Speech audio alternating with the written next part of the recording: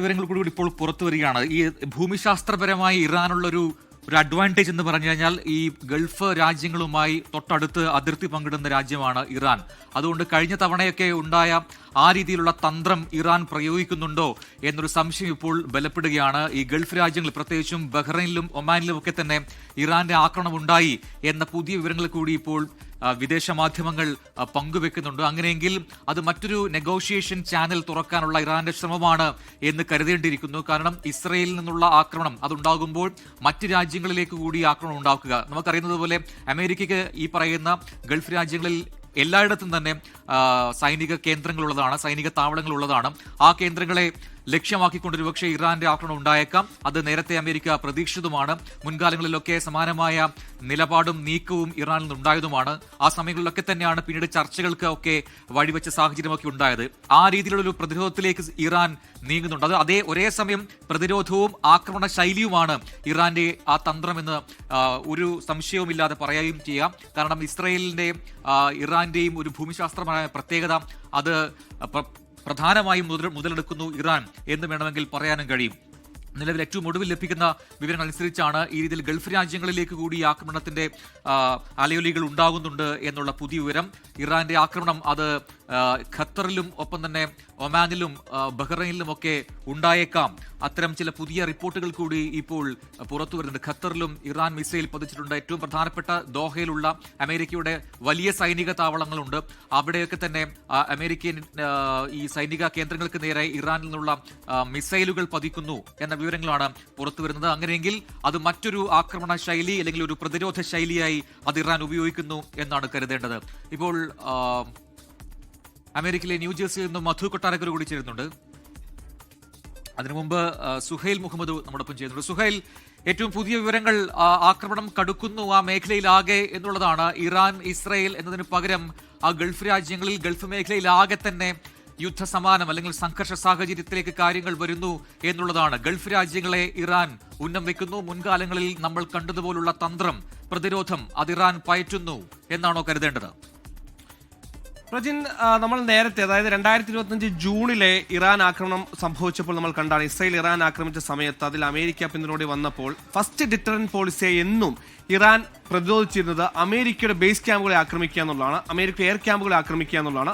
സമാനമായ രീതിയിൽ ഇപ്പോൾ ഇസ്രായേൽ അമേരിക്കൻ പിന്തുണയോടെ ഇറാനെ ആക്രമിക്കുന്ന ആദ്യ മണിക്കൂറിൽ തന്നെ ഇറാന്റെ ഫസ്റ്റ് ഡിറ്ററന്റ് പോളിസി എന്ന് പറയുന്നത് അമേരിക്കയ്ക്കെതിരായ പ്രതിരോധം തന്നെയാണ്. അതായത് ഇസ്രായേലിലേക്ക് ആദ്യം മിസൈൽ ആക്രമണം നടത്തുന്നു, തൊട്ടു പിന്നാലെ അമേരിക്കയുടെ പശ്ചിമേഷ്യയിലുള്ള ബേസ് ക്യാമ്പുകളിലേക്ക് ആക്രമണം നടത്തുന്നു എന്ന വിവരമാണ് നമുക്ക് ഏറ്റവും ഒടുക്കം ലഭിക്കുന്നത്. ഇതാണ് ബഹ്റൈനിലും ഖത്തറിലും അടക്കം ഇറാൻ മിസൈലുകൾ പ്രതിരോധിച്ചു. ബഹ്റൈൻ സ്ഫോടനം അടക്കമുള്ള വാർത്തകൾ അന്താരാഷ്ട്ര മാധ്യമങ്ങൾ ഇപ്പോൾ റിപ്പോർട്ട് ചെയ്യുന്നത്. അതായത് കഴിഞ്ഞ അതേ വർഷം ഉണ്ടായ സമാനമായ രീതിയിൽ തന്നെ അമേരിക്കൻ ബേസ് ക്യാമ്പുകളെ ലക്ഷ്യമിട്ടും അതേസമയം ഇസ്രായേൽ ലക്ഷ്യമിട്ടും ഇറാൻ പ്രതിരോധം തുടങ്ങിയിരിക്കുന്നു. ഇത് വലിയ രീതിയിലുള്ള ഒരു ആശങ്കയിലേക്കാണ് പശ്ചിമേഷ്യയും ലോകത്തെയും ആകെപ്പാടെ തള്ളിവിടുന്നത്. ഇതിൽ ഏറ്റവും പ്രധാനമായും എടുത്തു പറയേണ്ട കാര്യം, എല്ലാ സമയത്തും ഇസ്രായേൽ ഇറാനെ ആക്രമിക്കുമ്പോൾ ഒപ്പം അമേരിക്കയുടെ പിന്തുണ എന്ന് അറിയുമ്പോൾ ഇറാൻ പൊതുവെ ഉപയോഗിക്കുന്ന അതേ സ്ട്രാറ്റജി, അതായത് ഇറാന്റെ അമേരിക്കയുടെ പശ്ചിമേഷ്യയിലെ എയർ ക്യാമ്പുകളെ ആക്രമിക്കുക എന്ന സ്ഥിരം സ്ട്രാറ്റജി തന്നെ ഇവിടെയും എടുത്തിരിക്കുന്നു. പക്ഷേ ഇതിന്റെ മറു കൗണ്ടർ എങ്ങനെയായിരിക്കും എന്ന കാര്യത്തിൽ തന്നെ ആശങ്കയുള്ളത്. കാരണം ഒരു തുറന്ന യുദ്ധ പ്രഖ്യാപനത്തിലേക്ക് കടന്നു. 2025 ജൂണിൽ ഇസ്രയേൽ ഇറാനെ ആക്രമിച്ച ഘട്ടത്തിൽ 12 ദിവസം നീണ്ട ആ അശാന്തിയുടെ ദിനങ്ങൾ, അശാന്തിയുടെ രാവുകൾ, രാത്രികൾ നമുക്ക് ഓർമ്മയുള്ളതാണ്. അവിടെ ഒരു കോംപ്രമൈസ് ചർച്ചയിലേക്ക് കാര്യങ്ങൾ എത്തിയത് ഖത്തറിന്റെയും അമേരിക്കയും ഇടപെടൽ കൂടിയാണ്. അതായത് അവിടെ കോംപ്രമൈസിന്റെ ഏറ്റവും പ്രധാനപ്പെട്ട ഫാക്ടറായി മാറുന്നത് അമേരിക്ക എന്ന രാജ്യമാണ്. പക്ഷേ ഇവിടെ ഇപ്പോൾ ഈ ആക്രമണത്തിൽ അമേരിക്ക കൂടി ഇറാൻ ആക്രമിക്കാൻ ഇറങ്ങുമ്പോൾ ഒരു കോംപ്രമൈസ് ഡീൽ ഒരു സമീപ സമയത്ത് ഉണ്ടാകുമോ എന്ന കാര്യത്തിൽ വലിയ ആശങ്കയുണ്ട്. അന്താരാഷ്ട്ര സമൂഹത്തിന്റെ പ്രതികരണം എങ്ങനെ ഈ വിഷയത്തിൽ ഇനി വരേണ്ടതുണ്ട്. റഷ്യ അടക്കം ചൈന അടക്കമുള്ള നിർണായക ശക്തികൾ ഈ വിഷയത്തിൽ എങ്ങനെ പ്രതികരിക്കും, യുഎന്റെ ഇടപെടൽ എങ്ങനെ ഉണ്ടാകും നടക്കുമൊക്കെയുള്ള കാര്യങ്ങൾ വരുന്ന മണിക്കൂറുകൾ മാത്രമേ പറയാൻ സാധിക്കുള്ളൂ. പക്ഷേ ഇത് നമുക്ക് നിസ്സാരമായി ഇറാന്റെ ആണവ നിരായുധീകരണ പോളിസിയുമായി ബന്ധപ്പെട്ട് നടത്തിയ ആക്രമണം എന്ന നിലക്ക് നമുക്ക് ഇതിനെ കാണാനാകില്ല. അതിന്റെ ഒരു തുടക്കം ആണവ നിരായുധീകരണ പോളിസിയിൽ ഇറാൻ ഒപ്പിടാത്തതിലെ പ്രകോപനമാകാം, വിരോധമാകാം. പക്ഷെ അതിനപ്പുറത്തേക്ക് ഇന്ന് ട്രംപിന്റെ സന്ദേശത്തിൽ ക്ലിയർ കട്ടായി പറയുന്ന ഒരു കാര്യം, ഇറാനിലൊരു ഭരണമാറ്റം ഉണ്ടാകണം, അത് നിങ്ങളുടെ വിധിയാണ്, നിങ്ങളുടെ ഡെസ്റ്റിനി നിങ്ങൾക്ക് തീരുമാനിക്കാം. അതായത് ഈ ആക്രമണം പരമമായി ലക്ഷ്യമിടുന്നത് ആയത്തുള്ള അൽ ഖമീനിയുടെ നേതൃത്വത്തിലുള്ള മത ഭരണകൂടത്തെ, ഇസ്ലാമിക ഭരണകൂടത്തെ മാറ്റിക്കൊണ്ട് അവിടെ ഒരു ജനാധിപത്യ ഭരണകൂടം സ്ഥാപിക്കുക എന്ന ലക്ഷ്യമാണ്. ഇത്തരത്തിൽ അമേരിക്ക ഇറാഖിലടക്കം ഇതേ പേരിൽ ലക്ഷ്യമിട്ടുകൊണ്ട് സദാം ഹുസൈൻ ഭരണകൂടത്തേക്ക് അടിച്ചമർത്തി നമ്മൾ കണ്ടതാണ്. അതേ സ്ട്രാറ്റജി തന്നെ ഇറാനിലേക്കും അവർ കൊണ്ടുവരുന്നു. അൽ ഖമേനിയെ മാറ്റിയാൽ മാത്രമേ സമീപകാലത്തും ഭാവിയിലും അമേരിക്ക സുരക്ഷിതമായി ഇസ്രായേലിൽ മുന്നോട്ട് പോകാനായുള്ളൂ. നമുക്കറിയുന്ന പോലെ തന്നെ ലോകത്തിന്റെ വേൾഡ് പോലീസായി എന്നും നിലകൊള്ളുന്ന അമേരിക്കയ്ക്ക് എപ്പോഴും പ്രതിരോധം തീർക്കുന്ന അല്ലെങ്കിൽ ഇത്തിരിത്തോളം വെല്ലുവിളി ഉയർത്തുന്ന രാജ്യമായി നിലനിന്നത് ഇറാനാണ്. ഒരിക്കലും അമേരിക്ക പറയുന്ന കാര്യങ്ങൾക്ക് വഴങ്ങിക്കൊടുക്കുകയോ വിധേയപ്പെട്ടു കൊടുക്കുന്ന ചരിത്രം ഇറാൻ ഉണ്ടായിരുന്നില്ല. അതുകൊണ്ട് തന്നെയാണ് നീണ്ട 47 വർഷത്തെ എക്കണോമിക് സാങ്ഷൻ അടക്കം ഇറാൻ അമേരിക്ക നേരിട്ടത്. ഇപ്പോൾ കഴിഞ്ഞൊരു 1.5 വർഷമായി മാത്രമാണ് ഇറാന്റെ ആ അഡമന്റായ നിർബന്ധിതമായ സ്റ്റാൻഡിൽ അല്പം പിന്നോട്ട് പോകുന്നത്. പല ഘട്ടങ്ങളിൽ അവർ പതിയെ അമേരിക്ക വിധേയപ്പെട്ട് കൊടുക്കുന്ന വഴങ്ങിക്കൊടുക്കുന്ന കാഴ്ച നമ്മൾ കണ്ടതാണ്. ഏറ്റവും ഒടുക്കം ഇർഫാൻ സൽദി എന്ന അവിടെ ഈ പറയുന്ന ആയത്തുള്ള അൽ ഖമീനിയുടെ ഭരണകൂടത്തിനെതിരെ പോരാടിയ അതിന്റെ പ്രധാനപ്പെട്ട നേതാവ് ഇർഫാൻ സൽദിയുടെ വധശിക്ഷ റദ്ദാക്കണമെന്ന് അമേരിക്ക ഇറാനോട് പറയും. അമേരിക്കയുടെ ആവശ്യം അതേപടി ഇറാൻ കേൾക്കും നമ്മൾ ചെയ്തതാണ്. അതായത് കഴിഞ്ഞ കുറച്ച് വർഷങ്ങളായി ഇറാന്റെ അഡമന്റ് സ്റ്റാൻഡുകളിൽ നിന്ന് അമേരിക്കയിൽ നിന്ന് പല രീതിയിൽ വിട്ടുവിട്ടു പോയിരുന്നു. അതിന്റെ ഏറ്റവും ഒടുക്കത്തെ ഉദാഹരണമാണ് ഇപ്പോൾ ഈ പറയുന്ന അമേരിക്കയ്ക്ക് മുന്നിൽ അവർ ആണവ ചർച്ചയ്ക്ക് പോലും തയ്യാറായി വന്നു. ചർച്ചയ്ക്ക് തയ്യാറായി എന്ന് വന്നുവെന്ന് മാത്രമല്ല, അബ്ബാസ് അരക്ചി പറഞ്ഞ കാര്യങ്ങൾ എടുത്ത് പരിശോധിക്കുകയാണെങ്കിൽ പല കാര്യങ്ങൾക്കും ഈ ഇറാൻ വിട്ടുവീഴ്ച ചെയ്തിട്ടുണ്ട്. ഇറാനും സംഭിഷ്ടീകരണം ഇനി അങ്ങോട്ട് ഉണ്ടാകില്ല. പക്ഷേ അമേരിക്കയുടെ പ്രധാനപ്പെട്ട ആവശ്യം പൂർണ്ണമായും ഇറാൻ ആണവ നിരായുധീകരണം നടത്തണമെന്നാണ്. പക്ഷേ ആ ഒരു ആവശ്യത്തിൽ ഇറാൻ ഉറച്ചു നിൽക്കില്ല. അതേസമയം ഇറാൻ ഒരു ഓപ്ഷൻ അവിടെ ഇട്ടുകൊടുക്കുന്നുണ്ട്. ഞങ്ങൾ പുതുതായി ആണവായുധങ്ങൾ നിർമ്മിക്കില്ല, ഉള്ള ആണവ ശക്തികൾ അതുപോലെ നിലനിർത്തും. അത്രത്തോളം വഴങ്ങി വിധേയപ്പെട്ട് കൊടുക്കുന്ന ഇറാന്റെ മേൽ വീണ്ടും സമ്മർദ്ദതന്ത്രം എന്നോണമാണ് ഈ ആക്രമണം നടത്തി നമുക്ക് ഈ ഘട്ടത്തിൽ വിലയിരുത്താൻ പറ്റില്ല. അതിനപ്പുറത്തേക്ക് ഇറാനിൽ ഒരു ഭരണമാറ്റം കൊണ്ടുവരണം. ഇറാൻ എന്ന എപ്പോഴും അമേരിക്ക നേടുന്ന ഇസ്രായേൽ നേടുന്ന ഏറ്റവും വലിയ ഒരു പേടി സ്വപ്നത്തെ അല്ലെങ്കിൽ ഒരു വെല്ലുവിളിയെ പൂർണ്ണമായി തുടച്ചു നീക്കണമെന്നാണ് പ്രധാന ആവശ്യം. അതിന് പറ്റിയൊരു പ്ലോട്ടാണ് ഇപ്പോൾ ഇറാനിൽ ഒരുങ്ങിയിരിക്കുന്നത്. നമുക്ക് അറിയുന്ന പോലെ 79 വരെ ഉണ്ടായിരുന്ന റാസ്വി ഭരണകൂടത്തെ അട്ടിമറിച്ചുകൊണ്ടാണ് അവിടെ ഇസ്ലാമിക ഭരണകൂടം വരുന്നത്. ഈ ഇസ്ലാമിക ഭരണകൂടത്തെ പൂർണ്ണമായി മാറ്റി നിർത്തണമെന്ന ആവശ്യം ഇറാനിലടക്കം ഉയർന്നു. അതായത് നമ്മുടെ രാജ്യത്ത് അല്ലെങ്കിൽ പറയുന്ന ഒരു രാജ്യത്തെ ഒരു യുദ്ധം ഉണ്ടാകുമ്പോൾ, ഒരു എക്സ്റ്റേണൽ അഗ്രഷൻ ഉണ്ടാകുമ്പോൾ, ഒരു അധിനിവേശം ഉണ്ടാകുമ്പോൾ ആ രാജ്യത്തൊരു ഐക്യം ഉണ്ടാകണം. ഇറാനെ സംബന്ധിച്ചിടത്തോളം നിലവിൽ അങ്ങനെ ഒരു ഐക്യമില്ല. ഈ പറഞ്ഞ ആയത്തുൽ അൽ ഖമീനിയുടെ ഭരണകൂടത്തിനെതിരെ അവിടെയുള്ള യുവാക്കളടക്കം രംഗത്ത് വന്നിരുന്നു. നമ്മൾ ഈ പ്രതിഷേധങ്ങളുടെ തുടക്കം ഈ പറയുന്ന പോലെ നാണയത്തിന്റെ മൂല്യത്തകർച്ച എന്നൊക്കെ പറയുമ്പോഴും അതിനെ ഇന്ധനം കൊടുക്കുന്നത്, അതിനെ ഇഗ്നേറ്റ് ചെയ്യുന്നത്, അതിനെ പൊട്ടൻഷ്യൽ ചെയ്യുന്നത് ഈ പറയുന്ന ഇവിടെയുള്ള ഭരണകൂടത്തിനുള്ള എതിർപ്പ് തന്നെയാണ്. അതായത് ഇറാൻ ഒരു പ്രതിരോധ ശക്തിയെ, ഒരു എക്സ്റ്റേണൽ അഗ്രഷൻ നേരിടാനുള്ള ഒരു സോൾഡാറ്റ് നിലവിൽ ആ രാജ്യത്തിനകത്തില്ല. ഇതും ഇറാൻ ഭരണകൂടത്തെ ഏറെ അലട്ടുന്നുണ്ട്. അതായത് ഇതിന്റെ അന്ത്യം എങ്ങനെയാകുമെന്ന കാര്യം നമുക്ക് ഇപ്പോൾ ഒരു ഉറപ്പ് പറയാനാകില്ല. ലോകരാഷ്ട്രങ്ങളടക്കം അത് എങ്ങനെ ഈ കാര്യത്തിൽ നിലപാടെടുക്കും കാണും. പക്ഷേ ഈ ഘട്ടത്തിൽ ഈ പറയുന്ന നമ്മളിപ്പോൾ സംസാരിക്കുന്ന ഈ മണിക്കൂറിൽ ഇറാൻ പ്രതിരോധത്തിലാണ്. ഇറാന്റെ മുന്നിൽ ഇനി അമേരിക്കയും ഇസ്രായേലിനും ഒരേ സമയം ആക്രമിക്കുക എന്നതിലപ്പുറത്തേക്ക് മറ്റു വഴികളില്ല. ഇതൊരു ഭരണമാറ്റമെന്ന ആത്യന്തിക ലക്ഷ്യം അടിസ്ഥാനമാക്കി ഇസ്രായേലും അമേരിക്കയും നടത്തിയ ആക്രമണമായാണ് നമുക്ക് ഈ ഘട്ടത്തിൽ ഇതിനെ വിലയിരുത്താനാകുക. പ്രജിൻ, യെസ്, സുഹൈൽ മുഹമ്മദാണ് വിശദാംശങ്ങൾ നൽകിക്കൊണ്ടിരിക്കുന്നത് ഇന്റർനാഷണൽ ന്യൂസ് ഡെസ്കിൽ നിന്നും. ഇപ്പോൾ ഏറ്റവും ഒടുവിൽ വന്ന വിവരങ്ങളുമായി ബന്ധപ്പെട്ട വിശദീകരണമാണ് ഇപ്പോൾ സുഹൈൽ നൽകിയത്. ഇറാന്റെ തിരിച്ചടി അത് പലയിടങ്ങളിലേക്ക് ഉണ്ടാകുന്നു എന്നുള്ളതാണ്. അപ്പോൾ ഇസ്രായേലിൽ നിന്നുള്ള ആക്രമണം, അതിനെ ചെറുക്കാൻ ഇറാന്റെ പുതിയ തന്ത്രമാണിത്. ഗൾഫ് രാജ്യങ്ങളിലുള്ള US-ന്റെ വലിയ വ്യോമതാവളങ്ങൾ അതിനെ ലക്ഷ്യം വെക്കുക എന്ന രീതിയിലേക്ക് കാര്യങ്ങൾ പോവുകയാണ്. നമുക്ക് അറിയുന്നത് പോലെ തന്നെ വലിയ വലിയ വ്യോമതാവളങ്ങൾ അല്ലെങ്കിൽ സൈനിക കേന്ദ്രങ്ങൾ ഗൾഫ് രാജ്യങ്ങളെല്ലാം തന്നെ അമേരിക്ക ഏറ്റവും പ്രധാനപ്പെട്ടതാണ് ഖത്തറിലെ അൽ ഉദൈദ് ബേസ് ക്യാമ്പ്. അത് വളരെ വലുതാണ്. അവിടേക്കുള്ള ആക്രമണങ്ങൾ കഴിഞ്ഞ കാലങ്ങളിലൊക്കെ ഇറാൻ പയറ്റിയതുമാണ്. ആ സമയത്ത് ഖത്തർ അടക്കമുള്ള രാജ്യങ്ങൾ ഒരു നെഗോഷിയേഷനായി രംഗത്ത് വരുന്നതും കണ്ടു. അതേ തന്ത്രം ആ രീതിയിൽ തന്നെ ഒരുപക്ഷെ ഇത്തവണയും ഇറാൻ പരീക്ഷിക്കുന്നു അല്ലെങ്കിൽ പരിശോധിക്കുന്നു എന്നാണ് ഈ ഘട്ടത്തിൽ മനസ്സിലാക്കാൻ കഴിയുക. ഒപ്പം തന്നെ ബഹ്റൈനിൽ അമേരിക്കയുടെ 5ാം കപ്പൽ പടയുടെ 5th ഫ്ലീറ്റ് അതിന്റെ ആസ്ഥാനം കൂടിയാണ് അവിടെയും ഇപ്പോൾ ആക്രമണം നടന്നു എന്ന പുതിയ റിപ്പോർട്ടുകൾ വരുമ്പോൾ ഇസ്രായേലിൽ നിന്നുള്ള നേരിട്ടുള്ള ഈ മിസൈൽ ആക്രമണത്തെ ഈ രീതിയിൽ ചെറുക്കുക, അതുവഴി സ്വാഭാവികമായിട്ടും ഗൾഫ് രാജ്യങ്ങളിലാകെ തന്നെ ആശങ്കകൾ ഉണ്ടാകും. ആ രാജ്യങ്ങളുടെ രാഷ്ട്രത്തലവന്മാർ ഈ വിഷയത്തിൽ ഇടപെടും. അങ്ങനെയെങ്കിൽ ഒരു മധ്യസ്ഥ ചർച്ചയോ അല്ലെങ്കിൽ സമാധാന ചർച്ചയോ ഉണ്ടാകും. അങ്ങനെയെങ്കിൽ ഈ യുദ്ധം ഇല്ലാതാക്കാൻ കഴിയും എന്നൊക്കെയുള്ള ചിന്ത ഒരുപക്ഷെ ഇറാനിലുണ്ടാകും. അത് ഒരേ സമയം ഇറാന്റെ പ്രതിരോധവും ആക്രമണ ശൈലിയുമായി ഈ ഘട്ടത്തിൽ കരുതേണ്ടിയിരിക്കുന്നു. അതിനവരെ സഹായിക്കുന്നത് ഞാൻ നേരത്തെ പറഞ്ഞതുപോലെ ഇറാന്റെ ആ ഭൂമിശാസ്ത്രപരമായ പ്രത്യേകതയാണ്.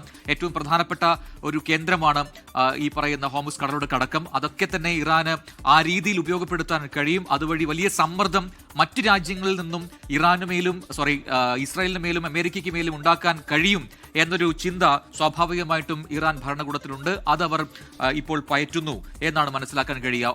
ഞാൻ ന്യൂജേഴ്സിയിലേക്ക് പോകുന്നതോടെ മധു കൊട്ടാരക്കര തത്സമയം ചേരുന്നു. മധു, മനസ്സിലാക്കാൻ കഴിയുന്നത് അമേരിക്കയുടെ കൃത്യമായ നിർദ്ദേശം ഇസ്രായേലിനുണ്ട്. അത് പ്രകാരമുള്ള ആക്രമണം ഇസ്രായേൽ നടത്തുന്നു എന്നുള്ളതാണ്. പക്ഷേ അതിലേറ്റവും ഒരു വൈരുദ്ധ്യമായി തോന്നുന്നത് ഈ ആണവ ചർച്ചകൾ അത് 1, 2, 3 തവണ ഇറാനുമായി അമേരിക്ക നടത്തി. ആ സമയത്തെല്ലാം തന്നെ ഒരു ഭാഗത്ത് ചർച്ച, മറുഭാഗത്ത് സൈനിക നീക്കം, ഈ പറയുന്ന കപ്പൽ വിന്യാസം പശ്ചിമേഷ്യയിലേക്ക്, ഇതൊക്കെ ഒരേ സമയത്ത് അമേരിക്ക നടത്തുന്നുണ്ടായിരുന്നു എന്നുള്ളതാണ്. അപ്പോൾ അമേരിക്കയുടെ ലക്ഷ്യം എന്തായിരുന്നു? ഇറാനെ കൊണ്ട് ഭീഷണിപ്പെടുത്തി കാര്യങ്ങളെ സമ്മതിപ്പിക്കുക എന്നുള്ളത് തന്നെയാണോ? സമാധാനം എന്ന ഒരു രീതി അത് US ഇല്ല എന്നാണോ? ആദ്യം പറഞ്ഞത് നമുക്കൊന്ന് തിരിച്ചിടാം.